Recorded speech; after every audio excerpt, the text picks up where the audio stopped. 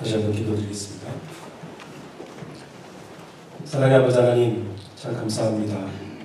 오늘 우리 어버이 주일로 예배하게 하신 주님 고맙습니다.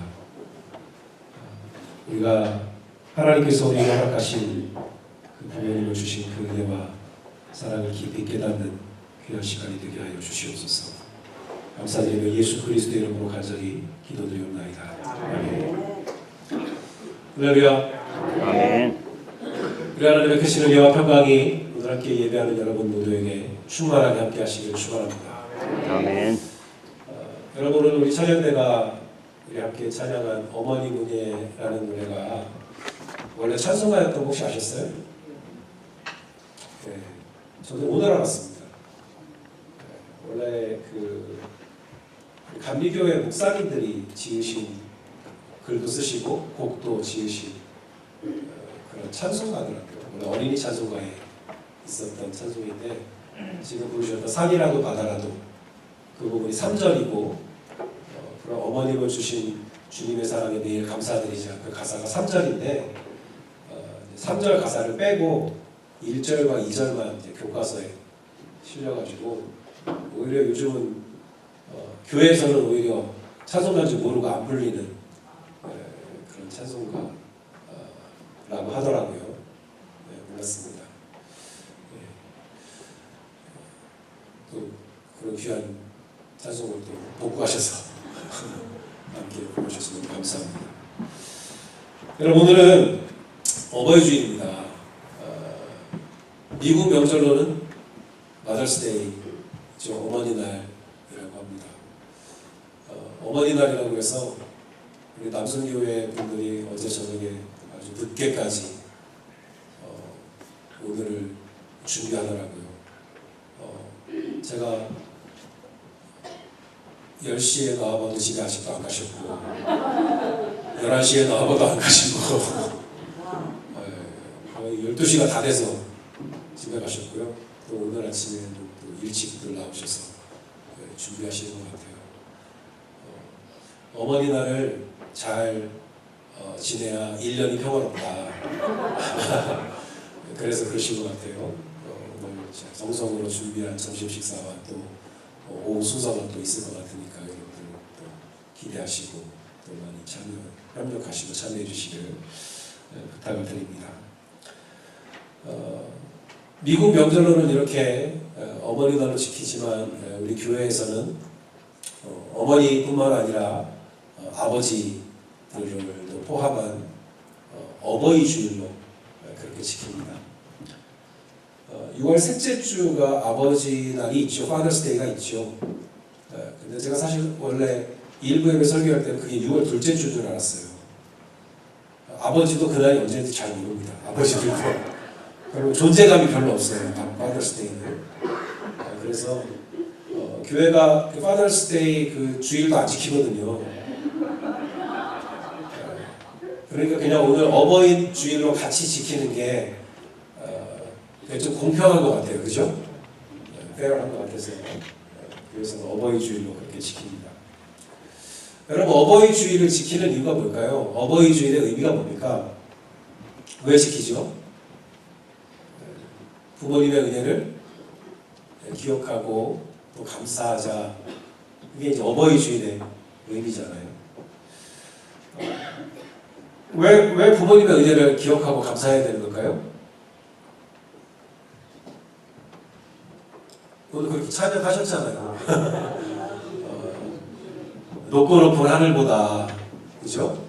넓고 넓은 바다보다 부모님의 은혜가 그 가사에서는 살짝 어머님이라고만 나와 있어서 살짝 불만이긴 한데 그 은혜가 그렇게 높고 넓기 때문에 우리가 기억하고 또 감사해야 된다. 그런 거겠죠. 여러분, 근데 아무리 그렇게 부모님의 은혜가 높고 또 넓어도 그거 각자 자기 집에서 알아서 하면 되잖아요. 그죠? 각자 집에서 자기 부모님한테 자랑 되는 거 아니에요? 왜 교회에서까지 뭐 어버이 주일이니 그래가지고 왜 이런 거 지키는 걸까요? 왜 그런다고 생각하세요? 예. 우리가 이것을 어버이 주일로 지키는 이유는 성경에서 그것을 명령하고 있기 때문에 그렇습니다. 성경에서 굉장히 여러 번 내 부모를 공경하라 라고 명령하고 있다는 거예요. 여러분, 부모님의 은혜를 알고 또 기억하고 그것에 감사하는 것은 우리가 인간으로서 마땅히 해결해야 될 그런 도덕적인 의무일 뿐만 아니라 우리 그리스도인들이 반드시 받들고 지켜야만 되는 그런 하나님의 명령이고 그리스도인들의 의무이기도 하다는 거죠. 아멘. 하나님의 명령이니까요. 여러분, 그래서 우리는 오늘을 어버이 주일로 지키고 있습니다. 여러분, 그런데 성경은 왜 자꾸 우리에게 부모님을 공경하라 그렇게 명령하는 건가요? 여러분, 우리가 안 그래도 지킬 게 많잖아요. 하나님도 섬겨야 되고 할 일도 많은데 왜 거기다가 부모님까지 우리 보고 자꾸 공경하라고 하는 걸까요? 성경이. 그럼 성경에서 부모를 공경하라는 말이 처음 나오는 건 십계명입니다. 그렇죠? 출애굽기 20장에 보면 십계명이 제1계명부터 쭉 나오는데 그 중에 몇 번째 계명입니까? 제5계명, 5번째 계명입니다. 1계명부터 4계명까지는 하나님에 대한 계명이죠. 그리고 제5계명부터 10계명까지가 사람들을 대하는 계명인데 그 중에 첫 번째로 나오는 계명이 너희 부모를 공경하라 라는 거예요. 그러니까 우리가 하나님의 백성으로서 지켜야 될 계명 중에 굉장히 상위에 있는 그런 계명이 바로 내 부모를 공경하라 라는 계명이라는 거죠. 거기에 또 뭐가 있습니까? 다른 계명들에는 약속이 없어요. 제1계명부터 너는 너 하나님만 섬겨라. 그렇게 하면 내가 이렇게 해줄게. 이런 약속이 있습니까? 없어요. 그런 약속이 없습니다. 그런데 이 5번째 계명부터 계명에 뭐가 있어요? 약속이 있는 거예요. 내 부모를 공경하라. 그리하면 하나님께서 내게 준 땅에서 내 생명이 길리라. 장수의 축복. 신명기에도 같은 그 10계명이 나오는데 거기에는 내가 땅에서 잘 되고 장수하리라. 그런 약속이 있어요. 그래서 에베소서 6장 2절에 보면 내 아버지와 어머니를 공경하는 것은 약속이 있는 첫 계명이다. 그렇게 말씀하시는 거예요. 구약에서만 말하는 게 아니라는 거죠. 여러분, 저기 내 부모를 공경하라는 그 계명을 좀 더 강력하게 표현한 구절도 있습니다. 출애굽기 21장에 보면 자기 아버지나 어머니를 저주하는 자는 반드시 죽일지니라 라는 거예요. 여러분, 오늘 본문 10절에 보면 내 부모를 모욕하는 자는 사형에 해당한다고 너희가 알지 않느냐? 예수님이 10절에서 인용하신 본문이 사실 이 출애굽기에 있는 본문을 말하는 겁니다. 자, 저 얘기를 요즘 말로 바꾸면 뭡니까? 내 아버지나 어머니를 저주하는 자는 반드시 죽일지니라. 요즘 말로 바꾸면 뭐예요? 너희들 부모님한테 대들면 죽는다. 그 말씀이에요. 제가 한 말이 아니라 성경에 저렇게 써 있습니다. 죽는다는 거예요. 여러분, 꽤 오래전에 한 130년이 좀 더 됐죠. 기독교가 처음 한국에 들어왔을 때 그 당시 한국 사람들이, 그 당시 조선 사람들이죠. 조선 사람들이 기독교를 받아들이기 어려워하는 한 가지 이유가 있었어요. 그게 뭐였습니까? 기독교는 부모의 은혜를 알지 못하고 자식의 도리도 모르는 종교라는 거예요. 왜요? 제사를 안 드리니까. 그렇게 오해했었습니다. 500년 동안 유교 문화에서 살아왔던 우리 민족에게 조상에게 제사를 지내는 거, 이거 생명처럼 붙들고 왔거든요. 근데 제사를 안 지낸다는 거는 부모의 은혜를 모르는 사람처럼 보였던 거죠.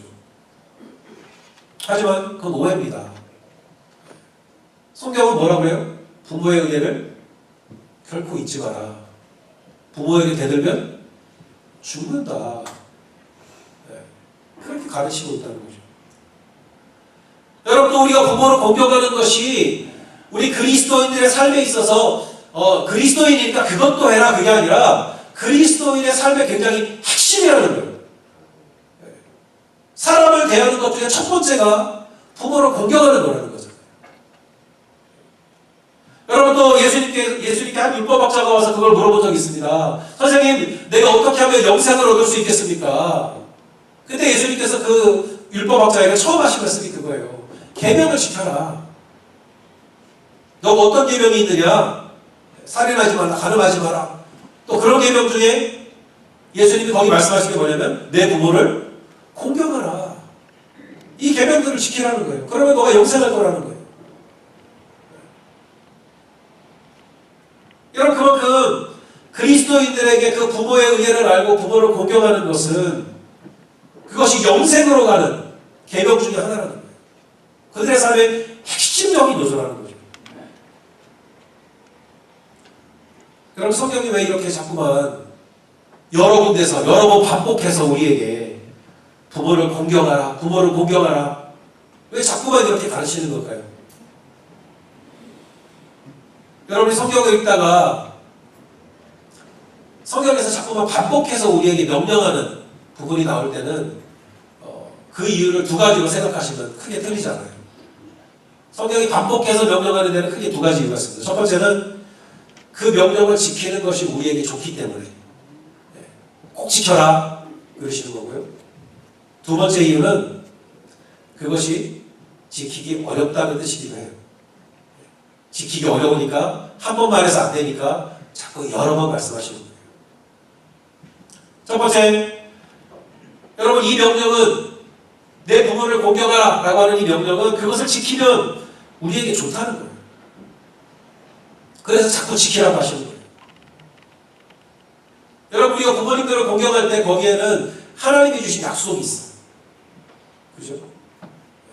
여러분 우리가 부모님들을 공경하면 당연히 부모님과 우리 사이가 좋아지겠죠. 그런 당연한 결과 이외에도 그것에 대해서 하나님께서 약속하시는 복이 있다는 거예요. 땅에 사는 동안 너희가 잘 될 것이고 너가 장수할 것이다. 이게 하나님의 약속하신 복이잖아요. 그런데 저는 그 복이 이것뿐만이 아니라고 저는 생각해요.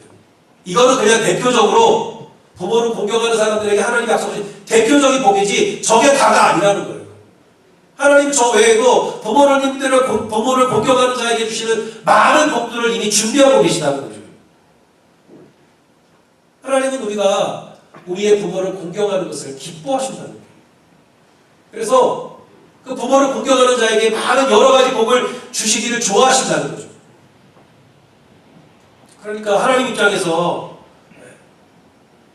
나는 너희가 이런 복을 받기를 원한다는 거죠. 부모를 공경하는 자를 위해서 하나님이 예비해 두신 이 많은 복들을 너희가 받아가며 살기를 원하신다는 거예요. 그러니까 이 명령을 좀 꼭 지켜라. 이 명령을 지키면 너희에게 좋은 일이 생길 거야. 그런 약속이라는 거죠.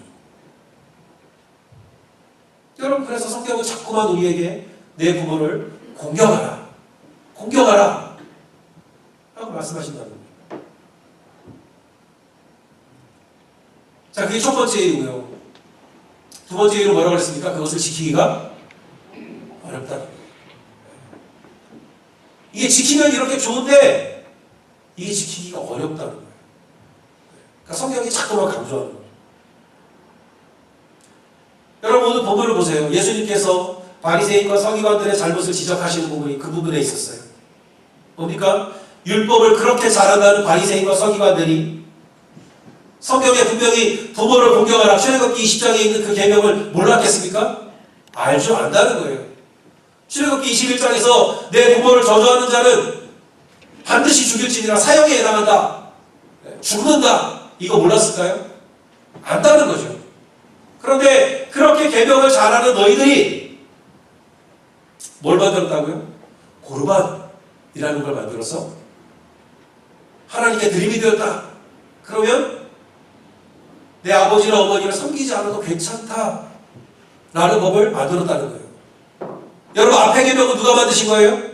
하나님이 만드신 거잖아요. 고르반은 누가 만들었어요? 사람이 만들었어요. 왜요? 이 계명을 피해가고 싶었어요. 예외 조항을 만들어 놓은 거예요. 주로 법을 만드는 사람들이 이런 짓을 잘하죠. 자기들은 빠져나갈 수 있는 구멍을 딱 만들어 놓는 거예요. 그래가지고 이 편법을 만들어서 부모님을 공경하라 그 계명을 살짝 비켜가고 싶었다는 거예요. 왜요? 공경하고 싶지 않다는 거잖아요. 그런 사람들이 많았다는 거예요. 여러분, 부모가 자식을 사랑하는 것은 마치 물이 흐르는 것처럼 자연스러운 일이잖아요. 그죠? 그거 너무 자연스러운 거예요. 그런데 자녀가 부모를 공경하는 건 이 흐르는 물을 거꾸로 흐르게 하는 것처럼 때로 어려운 일이기도 해요. 참 이상하죠. 여러분, 자녀가 부모를 공경하기 어려운 큰 두 가지 이유가 있습니다. 첫 번째는 자녀의 문제일 경우에요. 자녀의 문제.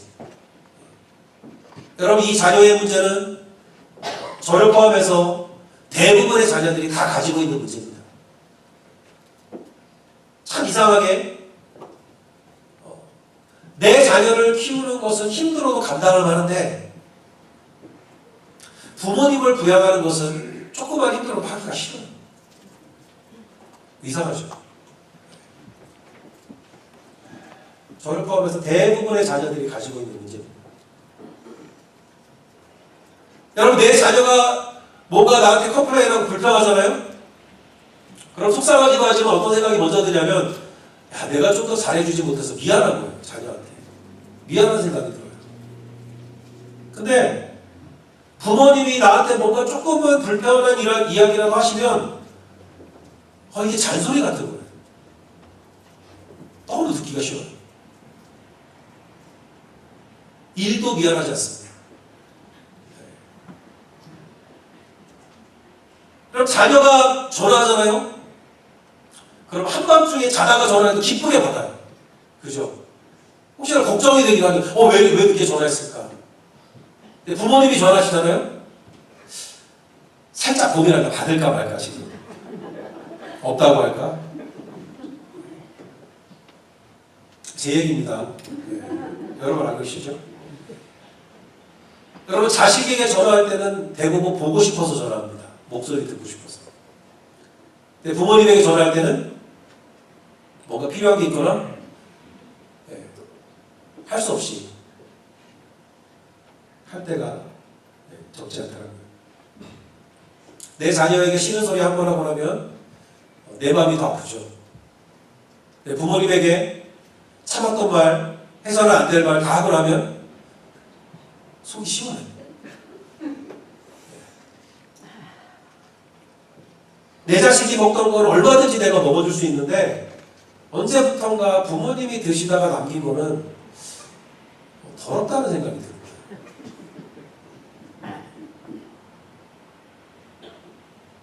여러분, 모든 자식들이 다 그런 것은 아니지만 사실은 저를 포함한 대부분의 자녀들이 가지고 있는 문제입니다. 여러분, 그래서 하나님께서 이렇게 자꾸만 여러 번 명령하시지 않으면 이게 참 어렵다는 거예요. 조금만 놔두면 자꾸 마음이 반대로 흘러가 버린다는 거죠. 그래서 대부분의 자녀들이 부모를 공경하기가 참 어렵다는 겁니다. 자식의 문제가 있어요. 자식의 문제로 부모님을 공경하기가 어렵다는 거죠. 두 번째는 자녀가 부모를 공경하기 어려운 문제는 부모의 문제일 때가 있습니다. 부모가 문제일 때가 있어요. 이렇게 부모가 문제인 경우는 많지는 않아요. 그러나 아주 없지도 않습니다. 있어요. 부모가 부모로서의 역할을 제대로 다 하지 못한 거죠. 자녀에게 공경받을 만한 삶을 살지 못한 경우들이 있습니다. 부모로서의 책임을 다하지 않았거나 혹은 자녀의 입장에서 자녀의 기대에 미치지 못한 그런 경우가 있어요. 그래서 그 자녀가 생각할 때 나는 내 부모를 도저히 공경할 수가 없다. 그런 생각이 드는 거죠.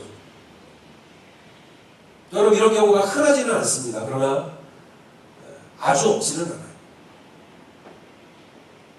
특별히 어렸을 때 부모로부터 말이나 행동으로 큰 상처를 받은 경우가 있습니다. 여러분, 어린 자녀들, 우리가 어렸을 때를 생각해보면 어린 자녀들에게는 부모가 세상의 모든 거거든요. 그런데 그런 부모로부터 내가 입는 상처는 마치 어린 나이에 세상이 무너지는 것 같은 그런 느낌이죠. 그래서 자기에게 상처를 준 그 부모를 결코 용서할 수 없는 그런 경우가 가끔 있습니다. 여러분, 크리스찬 가정이라고 해서도 이건 다르지 않습니다. 교회에서는 정말 거룩한 모습으로 예배를 드리던 그 부모님이 집에 돌아와서는 서로에게 거친 말과 행동을 주고받으면서 부부싸움을 하거나, 오늘 부부싸움을 하다가 홧김에 자녀에게까지 해서는 안 될 말과 행동을 하는 경우에 여러분, 그 자녀들은 너무 큰 상처를 입습니다. 그래서 그런 자녀들은 때로 그 상처가 치유되지 못한 경우에는 부모를 공경할 수 없을 뿐만 아니라 그 부모에게 입은 상처 때문에, 크리스찬인 부모에게 입은 상처 때문에 하나님을 떠나게 되는 경우도 있습니다. 없지 않아요. 여러분, 이런 부모님들은 어떻게 해야 될까요? 여러분, 이런 부모님들도 우리가 공경해야 될까요?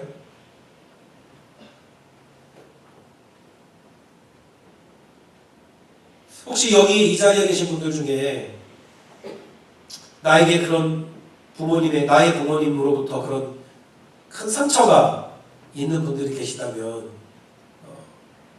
너무 쉽게 얘기한다고 속상해 하시거나 오해하지 마시고 좀 용서하시고 들으시길 바랍니다. 그럼 성경은 그런 부모라도 공경해야 한다라고 말합니다. 공경해야 한다라고 말해요. 여러분, 성경을 다시 보세요. 성경은 존경받을 만한 부모를 공경하라 그렇게 말하잖아요. 성경은 그렇게 말하지 않습니다. 뭐라고 말합니까? 내 부모를 공경하라 라는 말이에요. 여러분, 그 부모가 자녀에게 정말 존경받을 만한 부모가 되는 것은 그 부모에게 주어진 명령입니다. 그 부모에게 주어진 사명이죠. 그 부모가 감당해야 될 몫이에요. 그러나 그 부모에게 주어진 그 명령을 자식이 판단하는 건 아니에요. 그 자녀에게 주어진 명령이 아닙니다. 자녀에게 주어진 명령은 뭐라고요? 내 부모를 공경하라. 그거예요. 존경받을 만한 혹은 다른 사람의 부모가 아니라 너무 단순하고 쉽잖아요. 너희의 부모를 공경하라. 너의 아버지와 너의 어머니를 공경하라. 그게 성경이 주는 명령이라는 거죠. 다른 사람들 부모님은 다 공경받을 만할지 몰라도 우리 부모는 절대 그런 부모가 아닌데 어떻게 공경하라고 하십니까? 왜 그렇습니까? 성경이 명령하기 때문에 그래요. 여러분, 성경의 명령이 좀 그렇죠.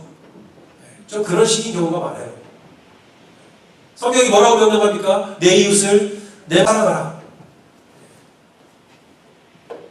그 사람이 사랑받을 만하면 사랑해라. 그렇게 말하지 않아요, 성경은. 오히려 뭐라고 말합니까? 너의 누구까지 사랑하라? 원수까지 사랑해라. 그래서 이런 말씀으로 못을 박잖아요. 마태복음 5장에 보면 너희가 너희를 사랑하는 자를 사랑하면 무슨 상이 있으리요? 그거는 세리들도 다 하는 거다. 그 사람이 사랑받을 만해서 사랑하는 거면 그거 뭐 굳이 그리스도인이 될 필요 있어? 죄인들도 다 그렇게 한다. 라는 거죠. 성경의 명령이 좀 그래요. 너의 부모가 존경받을 만한 부모라서 존경하는 거 다른 사람들 다 하는 거야. 죄인들도 하는 거야. 그러나 성경은 말합니다. 너의 부모가 어떤 부모인지 난 모르겠는데 그러나 명령하기를 내 부모를 공경하라.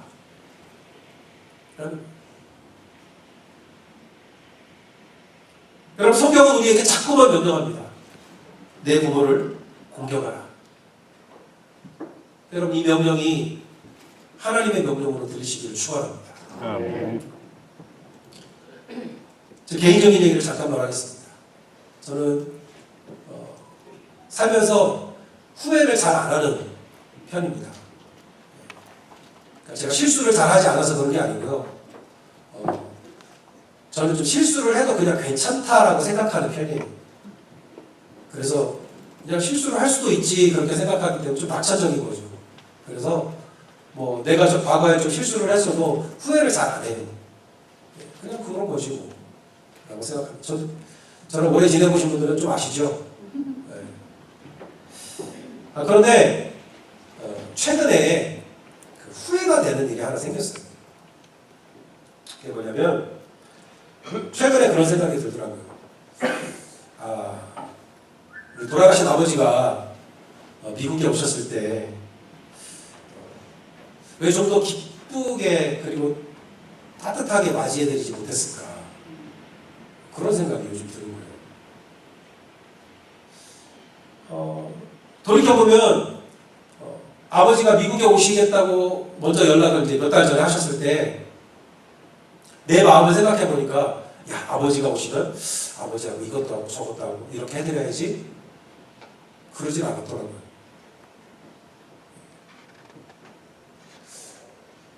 물론 계시는 동안은 나름대로 최선을 다하기는 한 것 같지만 혹시 내가 그 아버지가 오셨을 때 그냥 그렇게 살갑게 대해드리지 못한 그런 것 때문에 혹시 저희 아버지도 그때는 뭐 노인이셨잖아요. 옛날에 젊으셨을 때는 안 그렇겠지만 노인이 되면 사소한 거에도 서운하실 수 있잖아요. 그래서 내 태도를 보고 아버지가 혹시 서운하지는 않으셨을까? 야 내가 온 게 부담스러운가? 그렇게 생각하셨던 것은 아닌가? 이런 생각이 작년도 아니고 요즘 드는 거예요. 요즘 돌아가신 지 1년이나 훨씬 지났어요. 이제 들더라고요. 예전에 그런 말씀 하신 적 있습니다. 우리 어머니가 그 발에 바르는 크림 있잖아요. 그런 크림을 이렇게 발라서 발 마사지를 해주시면 그렇게 좋아하시고 잠도 잘 주무셨다고 그랬는데 나는 왜 우리 아버지 발 한번 닦아드린 적이 없을까? 요즘 드는 거예요. 그런 생각이.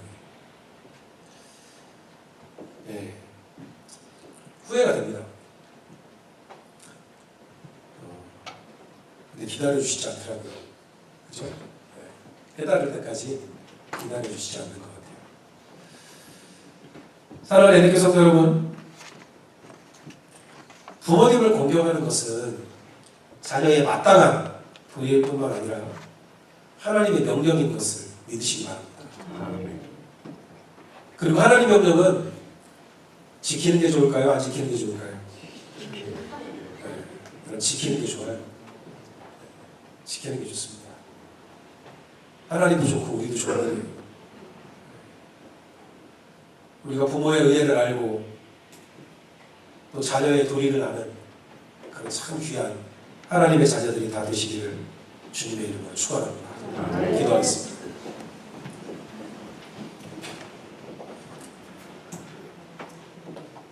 사랑하는 아버지 하나님, 우리에게 우리 어머니와 또 아버지를 허락해 주셔서 감사합니다.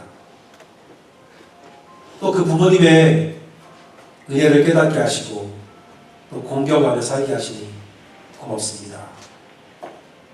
주님, 우리로 은혜를 아는 또 부모를 공경하라고 하는 그 명령에 순종할 줄 아는 그런 하나님의 자녀로 살아가게 하여 주시옵소서. 예수 그리스도 이름으로 간절히 기도드리옵나이다. 아멘.